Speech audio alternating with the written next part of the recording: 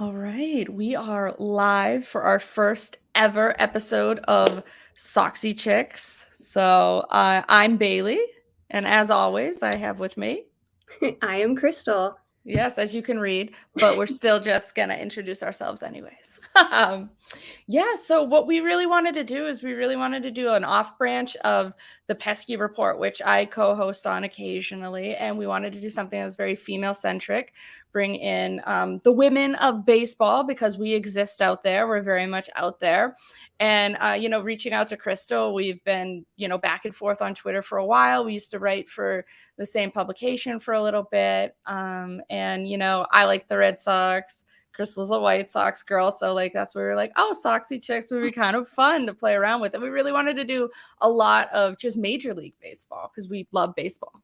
Yeah, baseball is life for both of us. It really is. It's too much. It's like we were just talking before we got on here. It's kind of like consuming our lives a bit. But hey, I get to write off MLB TV on my taxes next year. So, That's hey. perfect. I luckily get it for free thanks T-Mobile. Yeah. That is a nice little perk with T-Mobile. But yeah, so we really wanted to talk about, Major League Baseball as a whole. So sort of like what's going on, the rumblings. We wanted to jump on before, the season started to sort of just, like there's been some like last minute things even before we got on here. Like I know Chrystal added something to our show notes that like literally just happened. Yeah, right away. And there's gonna be things that probably happen during this episode too that even though I just silenced my notifications, we might still see pop through. Yeah, it's true. So like yeah, the last thing that just happened was it was a Mets Yankees trade.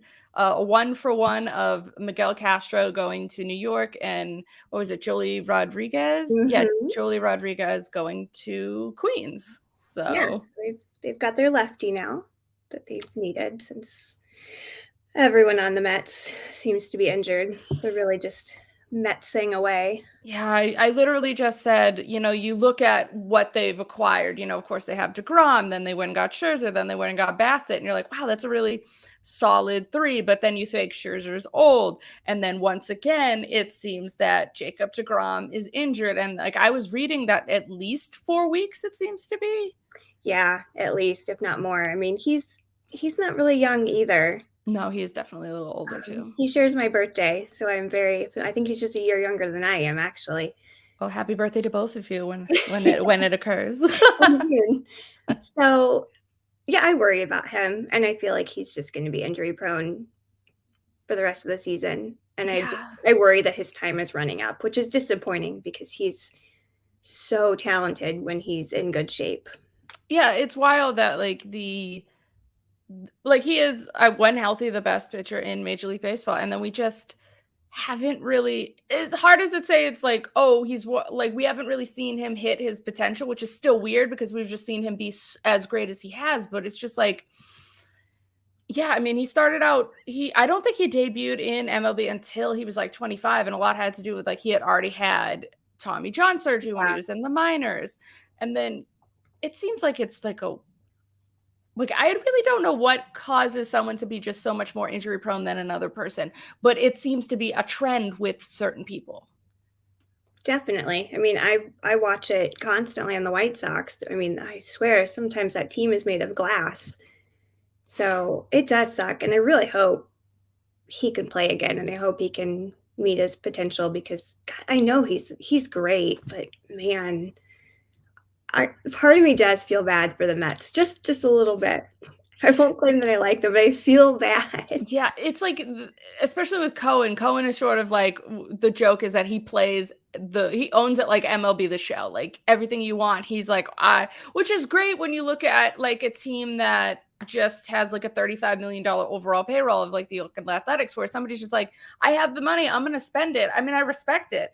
And it's like, he's really trying to say like, I want to be top dog in New York. I want to win a World Series. So he does all these things. And then, yeah, it's like, DeGrom goes down. Scherzer had a little hamstring issue. I'm pretty sure Bassett is at least healthy, but Yeah. it's just like the building blocks are starting to like crumble. And you do feel bad because he's making a concerted effort to actually be like, I want to win. And as a fan of any team, like you have to respect like actually wanting to win. And if you have the money, spend the money. Yeah, well, I have issues with that statement too, because I know a lot of teams that have the money and refuse to spend. Yeah, it's ridiculous. It's absolutely ridiculous. But I mean, so it's like people get mad at, the Dodgers, but like they're doing both things brilliantly. They're spending, but they're also building from within that allows them to get literally anybody that they want. Yeah, and they do. And yeah, absolutely. And you're just like, okay. Like perfect segue into that is I know Crystal's happy that Craig Kimbrell is gone. Speaking of Dodgers. How do you feel about the like I know seeing Kimbrel grow was but how do you feel about getting AJ Pollock back? Are you excited about that? Indifferent? How do you feel? I'm excited, but I hear from all of my Dodgers mutuals that he's like also made of glass. So I was like, well, this trade makes complete sense now because that is what we go for. Yeah. But I'm happy. I mean, he's starting today again in spring training, which at first I was a little worried yesterday, but then he was like one of the only people that got a hit last night. And I know he can be really good. He was really great postseason too, like at his at-bats. So I think he's going to add that depth we needed. And I'm happy that Rick Hahn actually addressed that need for right field instead of just throwing spaghetti at the wall and hoping it sticks, which was, his previous plan. And especially with Andrew Vaughn, kind of last season was the first full season he actually played. And he had noted at the end of the season he was feeling a lot of tightness in his back. And, he just was not used to that. So I think if you could split those two up, because AJ's the same way. He's the one that he needs a little bit of rest in order to maintain healthy. So I think you just platoon those guys and it'll be a very good patch for that hole that was in right field. We still need starting pitching, but hey, we got one of our needs met. So I'm excited to see what he brings. I think he can be really scary come October because I really think they'll be back and winning that division title. So he'll be scary and it'll be really fun to watch. Oh yeah, no, that's great. And then your bullpen, I mean, your starters don't even really have to go that deep. Even getting rid of Kimbrel, like you still have Graveman and then of course Hendricks. So you have that amongst other guys. But I mean, that's still like a great like 8-9 that you could throw out there. I mean, I'm jealous of that. That's the issue on my Sox side. My part is that I don't really know what they're going to get from the bullpen. Big issue is that like Matt Barnes' fastball is like topping out at 93. And that's a little terrifying because he's somebody that really needs to rely on a plus fastball. So you're like, oh, what are we going to get from Matt Barnes? And in this, and just like you get bringing Diekman, and I thought like that was a really good signing, and again, it's also spring training, so we're just reactionary. We're jumping to conclusions with certain things. Like the perfect example is like the minute that Craig Kimbrell goes to the Dodgers, he gives up a double and blasts like 2 home runs. Yeah, I saw that, and it was like no take back C's. He's no problem now. Yeah, and then in retrospect, like that was a trade that made sense for the Dodgers in the fact that they needed to replace Kenley Jansen, who went to Atlanta. So it makes sense. And a big problem with Kimbrel, like with the White Sox, was like the man like has a mental block when it's not the 9th. So throwing him there on the 8th, I think he definitely will be better with the Dodgers when it's like you are our closer, go and do it. So I mean, from that standpoint, it made sense that trade. And then especially with the White Sox being like, we have this embarrassment of riches in our pen. What we need is a right fielder. Like, let's go out and get it. Being a 1-1 trade was interesting because like those usually don't happen at all. Like the swap, Yeah. And the White Sox, I think, saved like $6 million off that contract. So we still have that money to fall back on, and we actually addressed a need. Although now I fear that like our bullpen and starting pitching rotation is just going to like crumble as well. You at least have Giolito and Cease that are like a potential a good 1-2 punch. But again, like you said, you don't really know what's we have no idea. And, we don't know how Michael Kopech is going to do coming back to starting rotation. Unfortunately, Dallas Keuchel is completely unreliable in any situation. And Lance Lynn limped off the field last night with knee pain. And he's like our big beast. So I'm just like, okay. And then we get the news about Garrett Crochet Yes, needing Tommy John surgery, and I was like, he was like an elite bullpen pitcher. Like he's phenomenal. The kid has an insane fastball, but it's going to be rough. I feel like we're like one pitching injury away from just completely blowing it this year. Yeah, that's really health just plays such a important factor into everything. I mean, like in 2018 when the Red Sox won it all, I mean, they were like embarrassingly healthy.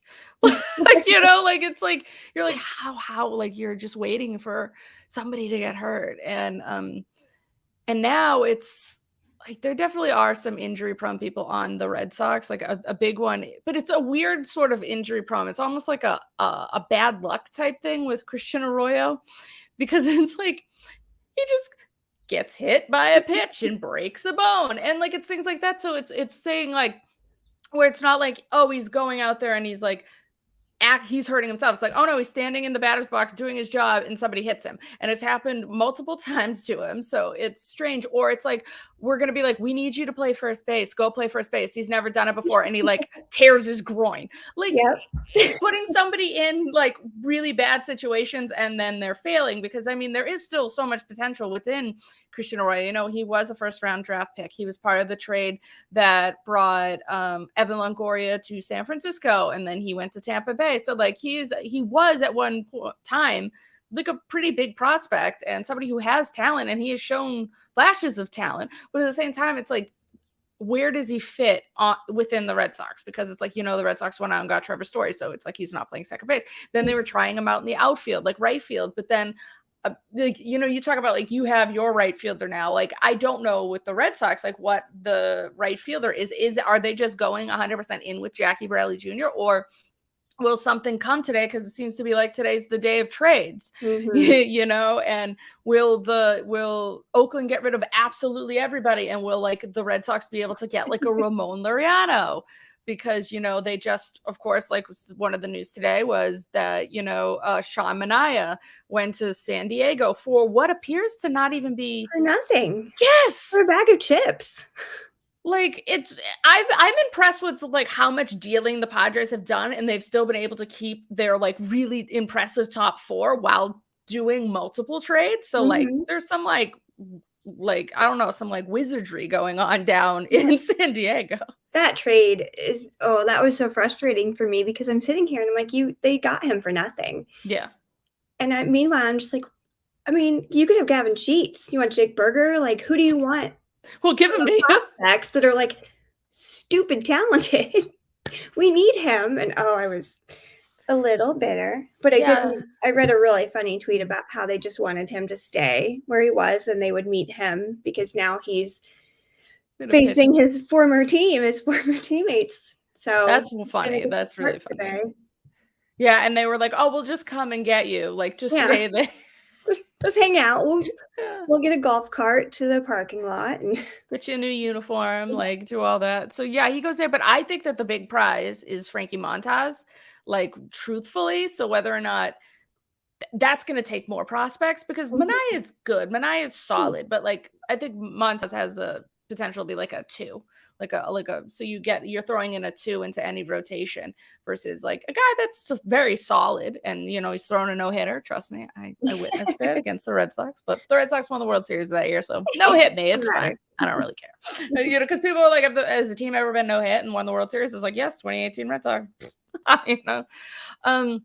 So yeah, I think that I think that's going to be, so it's going to be so wild to me that, you know, say they do get rid of Laureano and Montas at some point, they're going to be throwing out a complete AAA team, right? Like who is left in Oakland? Yeah, I can't think of anyone else that could even come up for them. They don't have anything left if they do that. Yeah, like what is the 26 men that they're going to field on opening day for them? I don't know. And I feel bad. Like I feel bad for people that are actually like true diehard Oakland fans. I feel bad for people that are Reds fans. I feel bad for people that are Guardians fans, because I feel like the Guardians at least still have a little more potential, and they churn out they churn out so much pitching that like I don't feel as bad for them as I do for like the Reds, and definitely and I don't know what Billy Beane is doing. I mean, it's like what you said, maybe he's just trying to go back to the Moneyball thinking he's gonna strike gold again.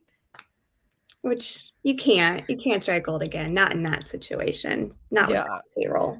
Yeah, somebody made this tweet that I thought it was funny. It was like, oh, Oakland, they're definitely going to start charging for soda again in the clubhouse. Because it's just crazy to me that the entire team is $35 million and the Mets are handing 43 just to Max Scherzer. Yeah, it was insane. That's their payroll plus some. Yeah, and Garrett Cole's making, I think, 36. So Garrett Cole's making $1 million more than the entirety of the Oakland Athletics. Yeah. Like, that's a problem within this sport. It is. That shouldn't be allowed. I'm sorry. It just shouldn't. You're underpaying quality talent. That's, at the end of the day, that's all it is. And you're not going to win anything. They're not going to want to stay with you. And what are your fans like we were talking earlier, that is this some weird ploy to try to get out of Oakland? And if it is, that's shitty for the people that actually are fans of you. And if you're an Oakland fan and they move the Athletics to say like Vegas or Nashville, the places that we've been getting like talks about it, are those fans going to still want to support that team? Because are you going to change? Are you suddenly going to start spending money? And then that's like a really bad look if you go to where you want to go and where you want to grow the sport. Now, I'm all for growing baseball, but like not at the expense of fans, like of true fans of a team. And the Oakland Athletics they're rooted in history. They started out as Philadelphia. Yeah. And so like this is a team was one, like in the 80s, they were fantastic. Like it's not just some like scrub franchise that you're like, I don't know, just pounding into the ground. Like, you're digging this ditch and you're throwing them in it. And as a fan of baseball, I hate that. Yeah. And, maybe they do end up in Vegas and some of those fans still stay loyal. It's not as far, as Nashville, obviously. But, yeah, I do. I feel awful for anybody who actually cares about that team at this point because they have to be frustrated. And like you said, Cincinnati fans, I can't imagine still cheering for that team. I mean, they have Joey Votto. Yeah. That's Joey and Mike Moustakas. They're like the only two that are, and that's not a knock at the talent of players that are still there, but it's like there's star power there's no star power in Oakland anymore. There's no star power. I mean, you still have Joey Votto. We're talking about but he's also on the end of his career. We're not talking about MVP level Joey Votto, and it's sad. It reminds me of that scene in Fresh Prince where it's just him standing alone in that empty living room. Like I picture that as Joey Votto, just standing alone. Like, where didn't do anything this year? And then when you get fans that would get upset that somebody wants to trade, well, I mean, it's not that they want to leave you; it's that these owners are terrible. I mean, the perfect example was Nick Castellanos took a complete jab at ownership in his introduction to Philadelphia.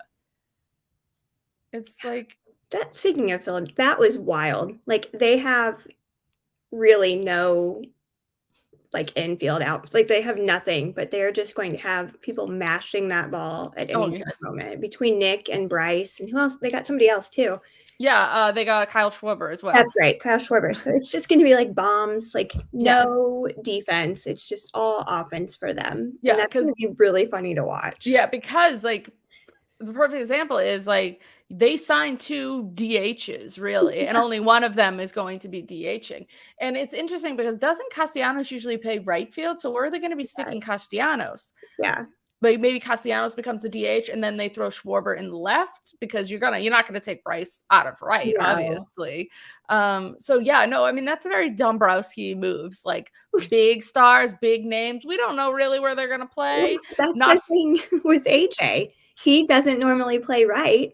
Ooh. And they're like, well, you're going. He was like, well, once I have a few reps under my belt, he's played 20 games in right field.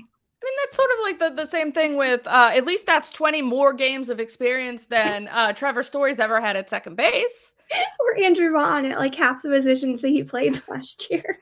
So, I mean, it's good that these people are adapted with with the infield and with somebody like Trevor Story being just a very natural athlete. I really don't have any worry that he's going to adapt well to playing second, but it is always funny that I say it's like they say that Xander Bogaerts grew up a big Derek Jeter fan, and he's literally Derek Jetering right now. When you are the subpar defender, being like, oh no, the guy that's better than me has got to play a different position. It's like what they did with A-Rod, but the entirety of like the difference between like A-Rod and Jeter is that at the time, A-Rod, everything about A-Rod was better than Derek Jeter, and it's like, we're gonna move you to third because we've got our captain. Whereas like, I'm not like Xander's still one of the best hitters. It's just his defense. And it's really like, it's a range issue for Xander too. It's not like he's going to be making like a mental mistake or anything really like that. It's just like sometimes he just doesn't get to things, whereas like really doesn't. And it's frustrating. And then you see like a Carlos Correa just make this amazing like rangy play and you're like, like, you know, but I still think, at least with the Red Sox, like our defense, like we definitely went with like, we're going to improve the defense because it was literal dog poop in 2021. And right now, oh, so bad. And right now, I'm like, I at least like and moving Jackie Bradley Jr., one of the best center fielders, you're right. But then again, it's Jackie Bradley Jr. I kind of have zero worries because Kike was so good. He's good. Yeah. So and then keeping somebody like Alex Verdugo out of center is like a priority. So I think the Red Sox have, like, I like the setup defensively of my outfield. I want to root for Jackie Bradley Jr. He seems like truly one of the nicest human beings in this game. I want him to come back and prove me wrong. I really do, because I was the kind of person that was just always frustrated with him offensively. Never like, this is literally, I'm just like, oh, a ball got hit, Jackie's got that. Like, you know, you're never worried. You're like, oh, it looks like he's not going to get it. He's going to get to it. This, like, those are the things you don't have to worry. But my thing was like, is this like, it's a fact. Like, no matter how you boil it down, last season, the worst hitter in Major League Baseball was Jackie Bradley Jr. Mm-hmm. And like, it's like, that's the thing. Like, but then if you have a really strong, like 1 through 7, are you okay with like hoping Christian Vasquez has like some, you know, like, I don't know, like he'll put a decent at bat together and then you can just roll with an 8 and 9. That's not the best. I mean, I guess that might be what they're going with, and then prioritizing obviously like solid defense. Yeah. That's kind of how I feel, because I think that's where I think they've got him in 8th, Josh Harrison in the White Sox. I think he'll be hitting 8th, and he's got a lot of people right before him that are phenomenal. I mean, you've probably got Tim Anderson leading off. You've got Yasmani usually doing cleanup, which is great, because so good. If you're Yasmani, you walk or you homer. Like, those are your options. You don't strike out, you walk or you homer. So I'm pretty confident with that lineup, and I'm still okay knowing that maybe Harrison is not the best at bat, but he can back us up. Yeah, and that's a pretty good at 8. If you have him at 8, I'd feel confident if he's hitting 8th. And then who would be hitting 9th for you guys, would you think? Oh, I don't remember. Let me see let's see who they have today doing it. Because Jackie would probably most likely be hitting 9th for the Red Sox, I would probably say. And like, yeah, I would say like Vasquez, JBJ. And if JBJ can, I don't know, put some pesky at bats together. I mean, and it's the whole concept of Jackie Bradley Jr. is wild to me, because when he was in college and he was at South Carolina, he was one of the best collegiate hitters, like the entire time he played his collegiate career. And he got drafted in the supplemental first round. And then it was just like, so it's interesting to me when you go from somebody who's like so good at doing one thing that when they get to the professional level, they're better than I would ever be, like, but it's still like you get to a point where you're the worst hitter of the best players in the world, and it's still, again, better than I would ever be, and most people. But it's still crazy to me that it's like at one point you were so elite, and that I don't know where the disconnect is. And you look at him, he has a beautiful swing. He's very fit. He still has an athletic build, and he can run the base as well. You're just like, what separates him from Mookie Betts? Like, why is Mookie Betts so much better than Jackie Bradley Jr.? When you look at them, you're like, oh, build wise, like, and Jackie's even a little bigger. It's just crazy to me, like how some people are just so much better than others. Like, truthfully, really, it's like God, some people are just God's favorites. I don't know. I don't know. Mookie has always been God's favorite. So true, especially when it comes to athletics. It's like, what can't Mookie Betts do, really? Speaking of God's favorites, we put Bobby Witt Jr.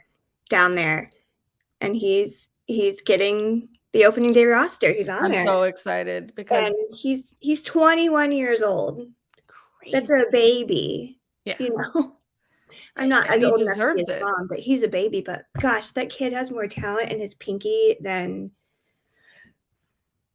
I don't even know half of Yeah. MLB period. The kid is phenomenal, and he's going places.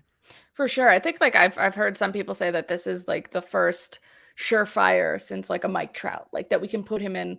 Of course, like again, like we don't know, but like there's so much potential there that it's like this is like a Mike Trout blue chip level Mhm. prospect. And I'm so glad that it doesn't matter age wise. Like Mike Trout came up at 19. Like when they're ready, they're ready. Yeah. And I'm glad that, the White Sox are like, all right, because especially, a lot of these things happen with like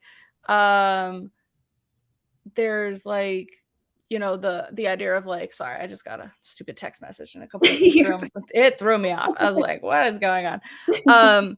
But it's just like when the idea of like the manipulation of service time, and it doesn't really seem like it's maybe happening as much anymore, which is good because if he is ready for the opening day roster, he should be on the opening day roster. And I'm Yeah. glad that the Royals are actually going to do that. I'm pretty sure that Detroit's doing that with Torkelson because I made the Mhm. note of, Miguel Carrera is doing that, like actually did the whole like, here is my glove, like you're our first baseman now. And like, I love he's that still going to tweet. be in that lineup and Yeah. he's going to be DHing, but it's still like that's big of him to say like my time is winding down. You're the next big thing to help us win, and it's better for me to want to win and step down and take the DH role than it is for me to say I'm the first baseman of the Detroit Yeah. Tigers. I love that about I mean, I've always loved McGee. It's great.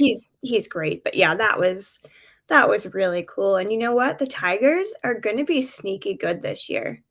Yeah, they They really made a do. lot of great offseason moves. Yeah, getting like and things we didn't expect, like Javier Baez going Yeah. there. It made sense for them to go after like Eduardo Rodriguez because they want somebody that's going to be like a solid three in that rotation that can help some of the younger guys because they have Casey Mize that I think has extreme potential, and then they have a guy that they got. I think it was last year. I think he was like what the third overall pick, and people Mhm. think that he's going to like be able to rise through the ranks like really quickly too. So like there's definitely a lot of potential going on in Detroit for sure. Yeah, they could finish 2nd or 3rd in that division easily. I don't think the Twins are gonna be as good as people project them to be, but the Tigers are gonna be scary. The Twins, like what a strange off season. Yeah. It's funny because I do bubbly in baseball with Ed Hand, and we were doing like who do we think is gonna go somewhere, and he actually was like Carlos Correa is gonna go to the Twins, and I was like why? He's like because it makes no sense. Exactly, and boom. This is exactly what happens. Yeah, I was like there were a couple this offseason, there's been some like head scratchers. And to me, the biggest head scratcher of all is Christopher Bryant. Yeah. What are we doing, Chris? Cool, you got your ring. You got a very important ring, Oh. something people can't take away from you. You've got an MVP. I get you want to be close to the wifey and the babies, but like, Yeah, that what are we doing? And you got your bag, but again, what are we doing? that one just again, I just make too many show references, but it's like the Arrested Development where Michael can never remember his son's girlfriend's name, and he's always like, "That girl?" That was my immediate Best. like, I heard his voice in my head when I saw that news. I was like, "That team?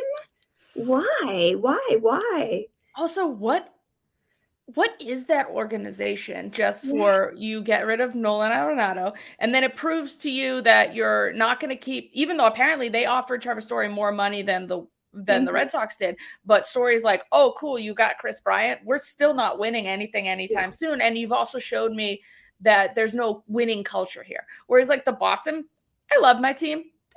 I would love if they won the World Series somehow in 2022. I don't even see it happening. I see the true championship window beginning in like 2023 and beyond from there. Mhm. But he at least sees that like they've won the most World Series championships since the year 2000. Like there's things like that. Like this is a winning culture in Boston, and he wants to be a part of a winning culture. There's no winning culture. The only fluke of getting to the World Series in 2007 to only have their butts handed to them by the Red Sox because they just weren't as good of a team. Mhm. They rode the hot hand, which the hot hand helps you. I mean, the hot hand helped with the Atlanta Braves winning this last season, but that hot hand it only goes so far when the hot hand is then facing a team that is far superior to them. And Yeah. that's what happened in 2007. I have this theory that maybe he realizes, and he's still pretty young, Kris Yeah. Bryant, but at the same time, I have a feeling he just kind of wants to take it easy, play out his career there, and not have to put in as much effort, but still be on a team, get that recognition, because people are going to flock to see him. That's a big Yeah, name. absolutely.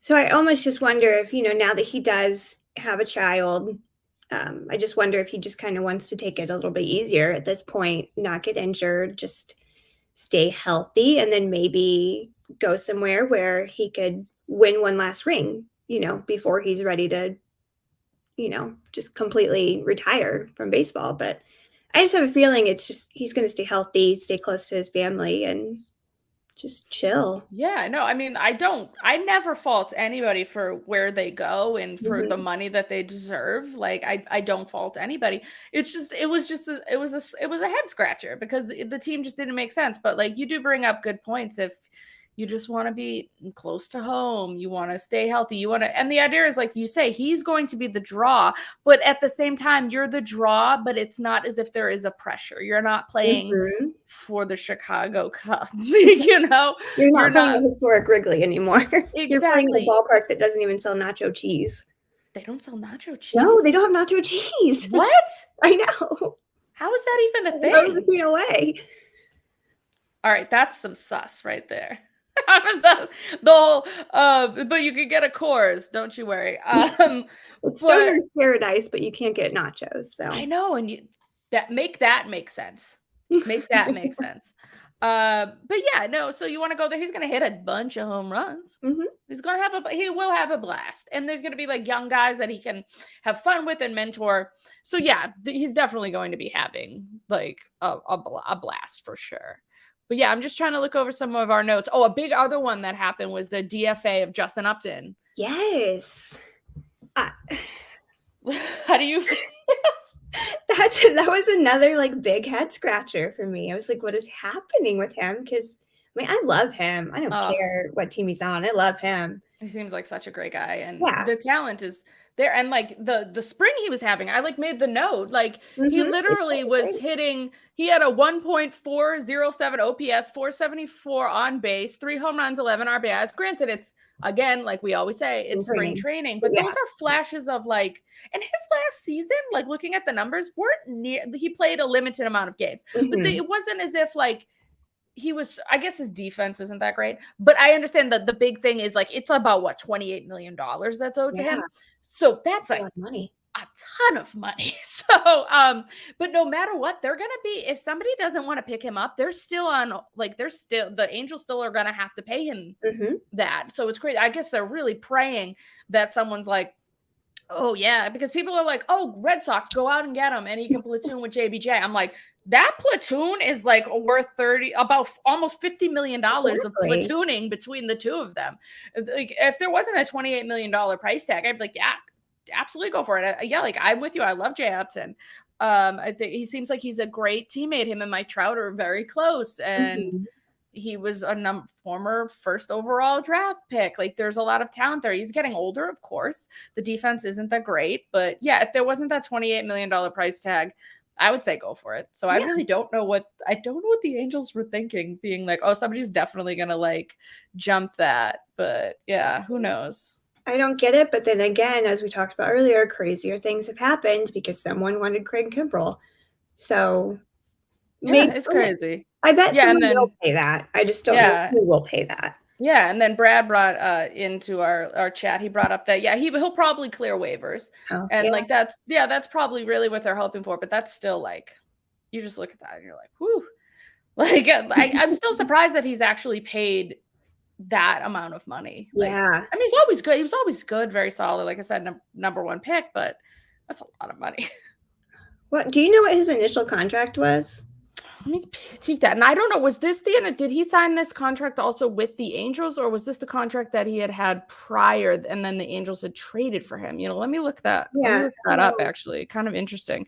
Justin Upton contract. Let's see. So it was a 5-year, $106 million contract. Let's see. And yeah, and he did sign that with the Angels. So yeah, they gave him that 5-year 106. Yeah. And everything was backloaded. So he made from age 30 to 33, he made 16 million, 18 million, 21, 23, and now in his age 34 season is when it really jumped to 28. So that's how it was loaded that way. So, which I always find so funny when it's like, we'll pay them when they're really good, like nothing. But then when they're getting old, we're paying them this incredible amount of money. Yeah. I hate when we say 34 is so old. Last night I was watching a game and they were talking about how someone was like 34 and oh my gosh, it's a marvel he's still playing. And I'm like, I am almost 35. Can we stop? I get that like it's a grandpa in baseball terms, but I'm very sensitive. Yeah, no, I feel that too. When you're just like, I feel like I'm still spry. I'm like, I could do that. But then you're thinking, oh no, like when you think of, yeah, in the scheme of playing baseball, yeah. It hurts to be out of bed today. So like I know I could never play baseball professionally, but man, please of quit course. saying they're old.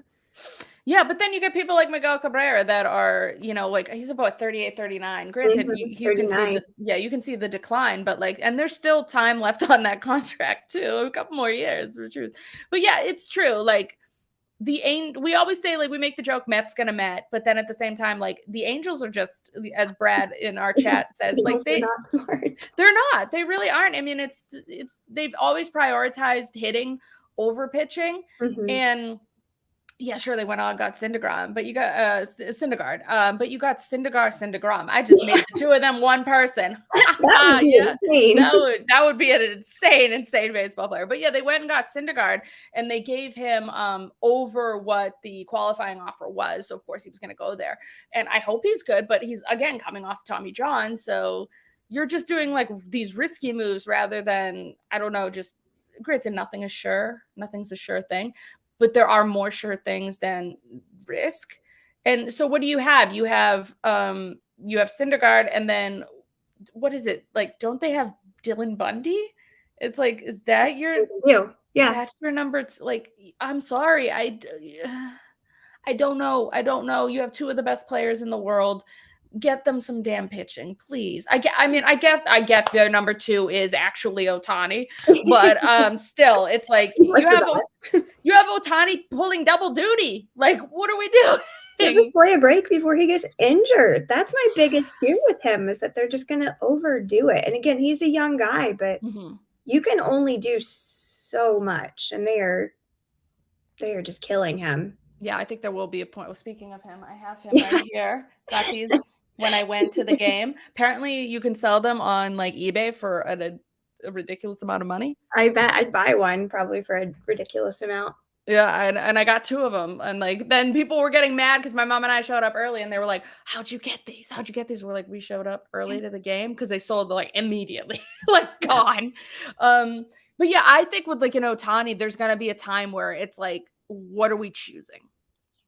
Like, and he's good at, I mean, I think he's a better hitter than he is a pitcher. I think he's like a 3, which, I mean, it's wild to me that like you're an MVP level bat and you're a 3. Like, definitely. That's obscene to me. Like that's obscene. Yeah. So like, what are the Angels doing? It makes absolutely no sense.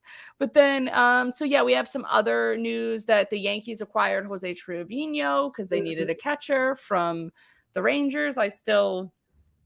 It's fine. It's not like you went out and got like, well, I mean, like you've got the best catcher, I think, on the White Sox, truthfully. I mean, some people will say like a real Muto, or what really bothers me is when people look at, somebody who just like hits a bunch of home runs and thinks it's better. And I'm just like, nah, I don't know if you really. I'm very much an on base person. So if you can get me and my catcher has an obscene on base, like to me, like it's obscene. And like they'll be like, well, look at Grandal's batting average. Who cares? No, we don't care about the batting average. We care about on base percentage here. It's impressive to me that he can hit. His batting average could be so crappy, and then his on base is so good. To me, that's impressive. Yeah, and we talk about how I hate that like girl thing where you're like, oh my gosh, she's so hot. But can we talk about how that bat drop is one of the like hottest things in baseball? Every single time I see it, I love when these guys show emotion because it's showing they're showing the personality. I love when Tim Anderson is just like here's this thing. You're like, that's sexy, man. You want more sexiness in this game. Why wouldn't you want the oozing of the sex appeal? Why wouldn't you want to see these guys' personalities? That's like a big thing. Of course, I'm anti-Yankees because like, duh. But at the same time, like the idea of like you're truthfully, you're like stunting who these people are. And we don't see like a picture of Aaron Judge with a beard in the off season. I was like, oh, am I attracted to you? Yeah. Like what is happening? What is this? It's just like we're not seeing these guys truly be themselves because you're not allowing it. And it's weird. I understand the idea of like, oh, we want to look like when, Steinbrenner, it was not necessarily like an idea of like, I want to take away your individuality. I think it was more like, I own this team. This is a business. Like, I want them to look professional. I understand from that standpoint of like and in that time when he bought them, it was like, I want the clean cut business look. Okay. But not like how it is anymore. Exactly. We've evolved so much that why are you still sticking to these weird, and it's not like, I don't know. It's something that Steinbrenner made up. It's not like it was some Yankee lore of like, this has been around since the days of like Ruth and Gehrig. And give me a Dallas Keuchel beard. Give me those Andrew McCutchen locks he used to have that I cried, like actual tears from my eyes when he cut those off. Like, I want to see that. I want to see crazy hair. I want like Dennis Rodman hair. You be you. It's like you always see Francisco Lindor. He's got like different colored tips all the time. And I don't know. And I remember like the rules are strange though for the Yankees. It's like, oh, you can have the hair to a certain point, and then you can have a mustache that makes them look like pedophiles. Yeah. Give me the full beard, no mustaches, because that's some creepy stuff. Like it's creepy. But yeah, I don't know. It's like, and then you see somebody like a Garrett Cole who always had the beard and then now doesn't have the beard. And then whenever he doesn't, I mean, he'll probably at this point end his career as a Yankee. But if he doesn't, like he'll probably go back to having like a beard. Like, yeah, these people, Andrew McCutchen has even come out and talk about how he felt like these rules, and these rules also have sort of like a racism aspect to it as well. 100% do. Yeah, it's like you're not allowing him to have the hair that he feels most comfortable to have, like things like this. Yeah. Also, what the hell? Like, it's like that man looked good with his locks too. It's not as if you're like saying, oh, this person's hair is like so disgusting, like, or like, look at how greasy, like, and again, who cares? Have greasy hair, have wild hair. I literally don't care. But the idea is like, those locks were so nice. And like, same with like Jimmy Rollins when he had his, like these guys look good. That kept him from every other baseball player in the field. Like that separated him from looking just the same as everybody else. Like, I loved it. I was obsessed. That was his thing. And for him to get rid of those right before he got to the Yankees was just soul crushing for me. He's my favorite ever. Yeah, no, and he's going to have a lot of fun in Milwaukee because that team just seems like they have a blast. I'm going to go up April 30th. Oh, you're going to go see? I got to go see my boy because I've seen him with the exception of 2020, and then I think it was 2019 was when he was injured. I have seen him every single year since his minor league debut in several different ballparks. Nice. What got you into him initially since it went back to minor league days? Yeah, because he was here in Indianapolis for a lot of those minor leagues. So I was at a lot of Indianapolis Indians games because he was my favorite. I've been, I saw him. I drove out to Pittsburgh last summer because I had a feeling that was his last time with the Phillies. Mm. That was fun because they still give that guy a standing ovation. Like, they're Oh, not bitter. They love him. I They mean, cheer he for him gave at so every much single for at bat. them. He is Pittsburgh through and through, despite being on several teams. Like, they still want him back, so I'm Can gonna we go just for them. talk about how beautiful that ballpark is Oh my in god, it's my Pittsburgh? favorite. It's my number one. Yeah, mine too. It's my number one. I've just never had more of a like we had really great seats at like a reasonable rate. The Mhm. food was really good. The You get ballpark, pierogies. yeah, yeah, there's some great food there. The views of the bridge is beautiful. It's right on the Allegheny. Like everything about PNC is just to It's me stunning. gorgeous. Like it's a gorgeous, gorgeous ballpark for sure. But yeah, so we stan Andrew McCutcheon on this YouTube show. So Yes, as you all should, because everyone there's should. no reason to not, like, at He's all. the most fun player, I think, in Major League Baseball. Yeah. So yeah, I guess there's a one last little talking point, and then we can jump into some of the opening day matchups that we're excited about. Mhm. Is that there was a potential Mets and Padres like Hosmer Paddock Dom Smith trade that seemed kind of strange. Yeah, it doesn't seem like it's happening at all now. No, no. And I was just like, at first I was kind of like, okay, like I get what Paddock isn't good enough for No. me to be like, you need Paddock into your pitching. Like if it was somebody else, I'd be like, oh, cool. Like, yeah, you'll take on, because the idea of like with Hosmer and people being like, oh, what will it take to take on Eric Hosmer? I'm like, give me Campusano and give me like Mackenzie Gore or Definitely Hassel. McKenzie. Like one of their four to me, I'm like, yeah, sign me up. I'll take that.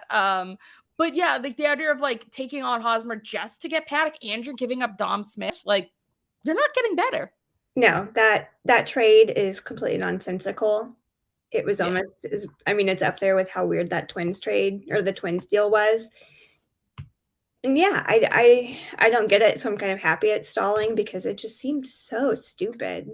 Yeah. Yeah. I mean, I don't know. I think like there could be some flurries coming in the next couple days because yeah, we're days away from Mhm, opening day. And then speaking of opening day, so it's going to be split between the 7th and the 8th. The Red Sox open on 7th, your White Sox are on the 8th. mhm. Outside of our guys, is there any matchups that you're like excited about seeing, or any players that you're like can't wait to see them in new uniforms or just see them again?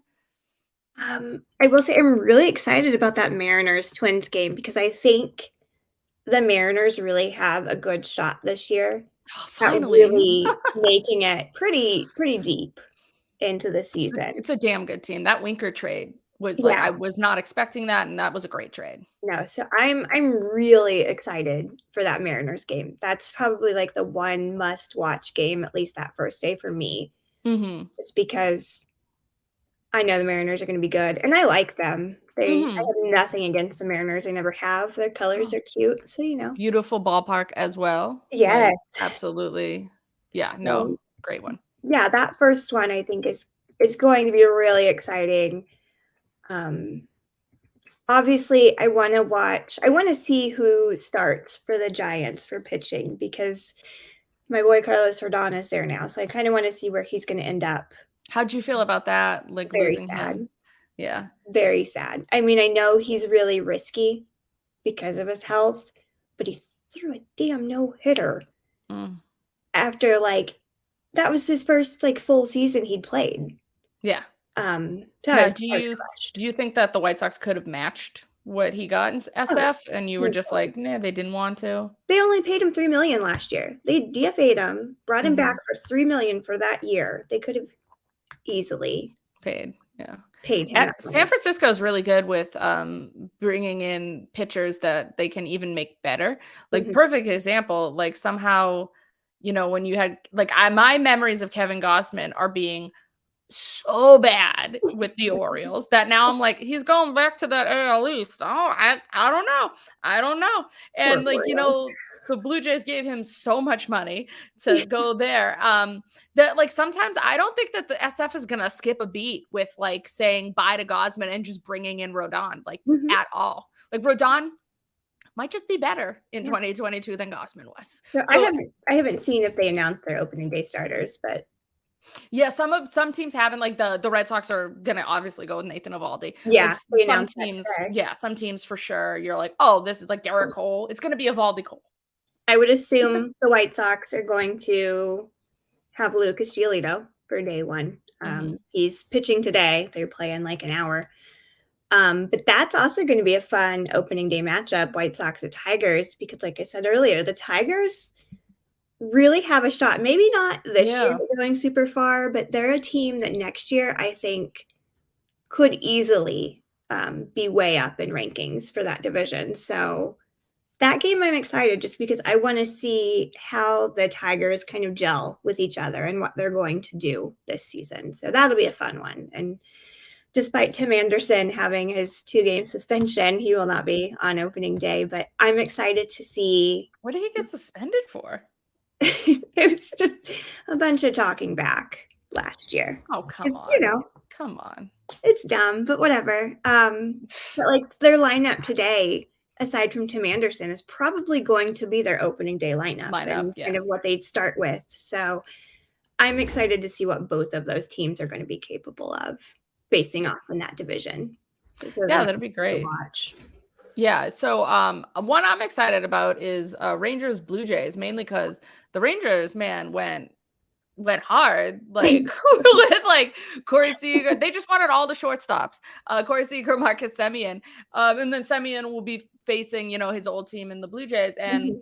the Blue Jays on paper, I think the Blue Jays are the best team in the AL Yeah, East. they look It's great. yeah, they got so literally a game. They won 92, and everybody else, like the Red Sox and the Red Sox Yankees won 93. So like they were so Yeah, close to making the playoffs last year, and they went out and they got better, and they have.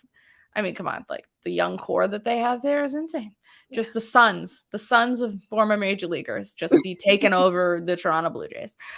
So I'm excited just to see that. I'm excited, but again, the Rangers have zero pitching. They went and got like what John Gray. I Mhm. think are they just like praying that like that Leiter is just like going to like go off in the minors and they're going to be like, "Oh, by May, we've Yeah, got a jack up here." I don't know. I really don't know what they're thinking cuz like yeah, you gave Corey Seager an egregious amount of money. And maybe in their next 10 years they'll be good, but like I don't know. I really don't yeah. know. They don't make any sense to me. Yeah. It's we'll see what happens with them, but I don't know. You really need pitching. It's like the Angels. You truly need pitching.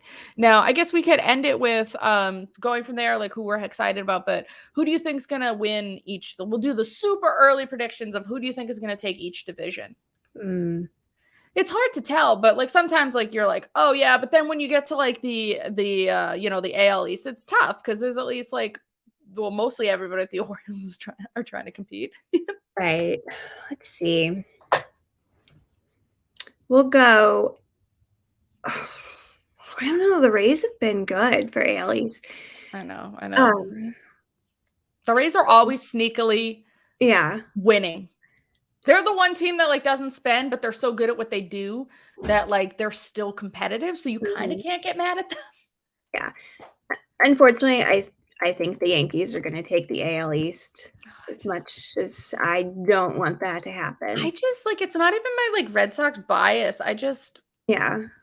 I don't think they're that great. Like I think the No, Blue Jays are better.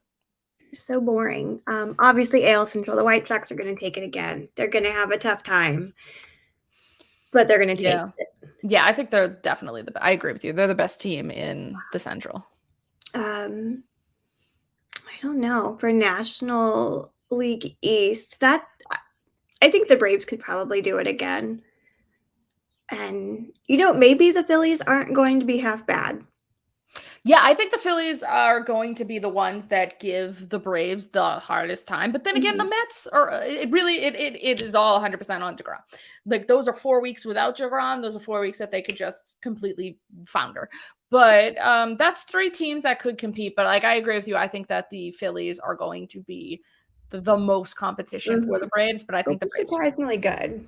The Braves lost Freddie Freeman and they kind of didn't really skip a beat. No. because like I just think Alex Anthopoulos is kind of a genius. He So is. Let's see. And now Central. Every part of me wants to say Cardinals, but I think the Brewers really have a good shot. I think the Brew Crew are a really solid team. We do. I'd I go mean, Brewers. that is the weakest division. The Cubs are gonna just completely suck. They're in tear down, fire. What are the Cubs doing though? Like I 100% agree. It appeared they were in tear down fire sale mode, but then they go and get Stroman and then they go and get Suzuki. Like I Yeah. don't understand what the Cubs are doing. They are I don't think it's helping. They're more concerned with buying like football teams right now. The Reds are terrible. The Pirates are terrible. As much as I love the Pirates, they're fun, but they're terrible. I do love the Pirates too. Love that ballpark, but shit, man. I think it'll be Brewers. I agree. And then Dodgers, obviously, for NL West. It's not. Yes, you've got the Padres. Yes, you've got the Giants, but it's going to be the Dodgers, and everyone knows that. Yeah, everyone. I like the Giants. I don't think they're going to get the magic of what they did last year to sort of shock everybody. Again, love me some Gabriel Kapler. He's been my boy for years. I've been in love since like 2003. But and he's a great manager and he's great with them. But yeah, it's the Dodgers. It's Dodgers. They're like the Yankees of this like generation. It is. I mean, it's your East Coast, your West Coast. Those are just. They're always going to be winning, even if you hate them. They're always going to be winning. The best part about the Yankees, though, is they haven't won. Unless you're Brian Cashman and your weird logic makes you think that you were going to win the 2017 World Series when you didn't. I don't know. That was some awesome. So the fact of I hate people saying you haven't won a World Series in 2009. You literally haven't won a World Series in 2009. So like your logic is hilarious to me, Brian. Yeah. I love it. Keep being you, Cash. Keep being you. Keep being the big bad Yankees and bringing back Anthony Rizzo. Yeah. Thank you. Thank you for not getting anybody that I was afraid you were going to somehow get. You didn't get any of them. It's wonderful. Thank you. As a Red Sox fan, thank you. Let's see. And then not to leave out the AL West, even though I would love to leave out the AL West. Like I said, I think the Mariners are going to be really good this year. I do not think they are going to be on an Astros level just yet. Yeah, the Astros are still good, even though they lost Carlos Correa. Like they still have Bregman. They still have they still have Brantley, who's just like a hitting machine. Alvarez. Is it Alvarez? Is that his name? Him. Yeah, they have him too. So like they still have a really potent offense, and they're pitching. I mean, who knows what Verlander's going to be post Tommy John. Same with like McCullers Jr. was hurt at the end 2021, so we don't know what he's going to be. But their pitching is still like relatively solid. Yeah, but it's going to come down to them and the Mariners, I think, for sure. Yeah, that division also is really a lot like the NL Central because you've got two teams that are going to stand out, and that's the Astros and the Mariners, and then they've just got three crappy teams. You know, the Angels can't figure it out. The Rangers can't figure it out. The Athletics are going nowhere. So I'm rooting for the A's. A's winning it. No, imagine. The A's just blow past everybody and like win the. Come on, to think about the money you'd win if you put even down 5 cents for the A's to win. Like the odds in Vegas have to be so crazy that you would just be like a gazillionaire. I don't know. I don't know what I would do. I don't. I'd go back and watch Moneyball and be like, "What happened?" I'd be like, Billy Bean, we bow down to you because you know clearly more than all of us do. But yeah, so thank you for joining us for our first ever Soxy Chicks. Yeah, we're going to be coming at you every Sunday. We'll try to get more in a time schedule. I just unfortunately had to do not unfortunately. Unfortunately, a friend was born. No, we couldn't do it a little later, so we had to do it unfortunately during some baseball games just because I had some plans. But yeah, we'll try to get on maybe more of like a Sunday night schedule as we move forward. So I'm really excited about this. I think this first episode went really well. I hope you feel the same, Chrystal. Yes, definitely. Please subscribe so that you do not miss us. Yeah, we're going to be on the Pesky Report. So yeah, we'll be posting up. Just subscribe to us. You can join us live, but like, of course, like the best thing about YouTube is you don't have to join us live. At your convenience, you want to hear us chit chat. You want to see our wonderful Soxy faces. You can see a bad word in my background, you know. Oh, naughty words. Ooh, yeah, she's got the naughty words. I've got my baby who's no longer a baby anymore. He's 5, but this is my collage to him. He's not my baby. He's my cousin's baby, but I called him my baby. And then I got some Shohei back here. I don't even have any. I'm wearing my Red Sox shirt, but like I don't even have any Red Sox stuff like at my apartment. I just have Shohei hanging there, and people will walk in and be like, "Who is this?" I'm like, "That's Shohei." Respect. I do not know who this is. I know. Respect that's baseball. Everybody knows who LeBron James is, but nobody knows who the hell Shohei Ohtani is. But baseball, Billy, MLB, marketing. you have to tell everyone where they can find you other than here. Yeah, they can find me at Fraulein89. I posted it up there, so you can check me there.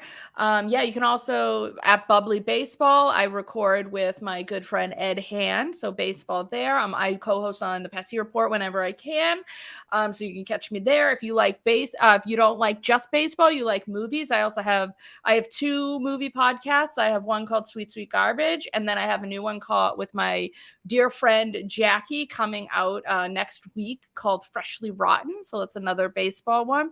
And if you like Degrassi, like I do, I also have a Degrassi podcast, getting that one back up and running now that Degrassi is going to be coming at HBO Max. So I'm really trying to hit the podcast market, and maybe something will stick at some point. But this is the newest one. And of course, Chrystal, where can we find you? Yeah, I am most active on Twitter. That's where you can see everything I do. And my Twitter handle, I did not put up like Bayleigh, but it's just Chrystal_OK, ONK. And then I do way too much work, probably. I write for Pitcher List. I write for Southside Sox. I also am now a managing editor there.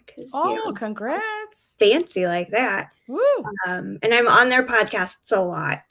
We also have Estrogen Power Hour podcast. That is with me and 3 of my gal pals over at Southside Sox, Colleen Sullivan, Keelan Ballou, and Janice Scurio. It's a great one. It's a great one. Bayleigh has been on it. Yeah, it's a great one. And then I do some power rankings with Say It Again Network that are coming out weekly. And like I said, with Pitcher List, I'll have a weekly article. With Southside Sox, I'll do a lot. So, yeah, follow me in all of those places. I am very active, especially during baseball season. And sometimes you can just get garbage tweets from me too. Awesome. We love those too. All right. So yeah, thank you everybody. And tune in next week. We can't wait to be back. Yes, with actual baseball. Yes, thank you. Yeah. Well, it'll be a lot more coherent because we will have some stuff to finally really talk about. Very exciting. Bye, everybody. Bye.